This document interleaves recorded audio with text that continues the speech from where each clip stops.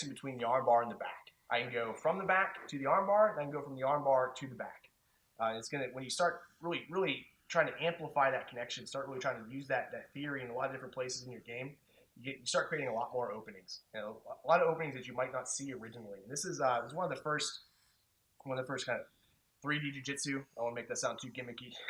Ideas that I discovered is when I knew that I could go into this armbar from the turtle position that we were looking at before.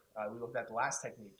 I started thinking, okay, if I can go into it that way, can I rewind it and go from that position to the back? Because I was ending up on my side fighting for that armbar and the turtle a lot because I was doing a lot of spin under armbar game.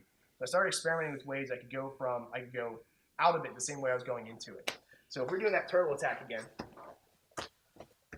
I'm here, I'm across Daryl's belt line, boom, in this position.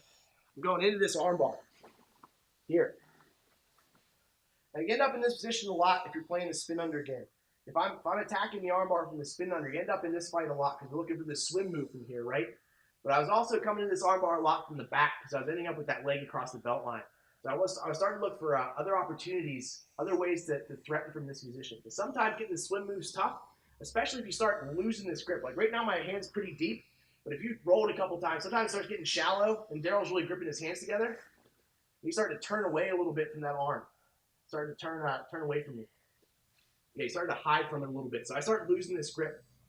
So now I want more options for myself, especially if I feel this armbar is getting away from me.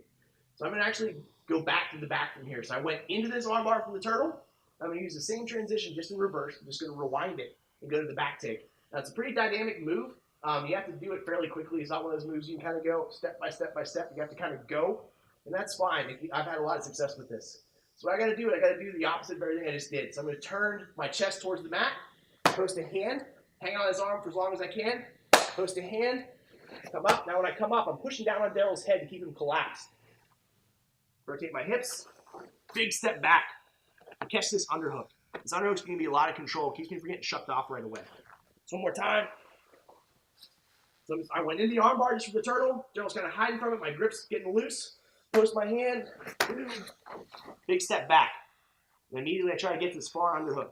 So I'm looking for my seatbelt again, right? This far underhook gives me a grip to kind of control him here. Very quick move. Relatively simple move. This has to happen kind of fast. When you're able to threaten this, I can go here. If Daryl's not letting me get to his back, I can go right back into the armbar. I can jump back to the back. I can keep threatening a lot. Just going back between A and B, B and A. A and B, B and A. Keeps a lot of threats, keeps them really running from me.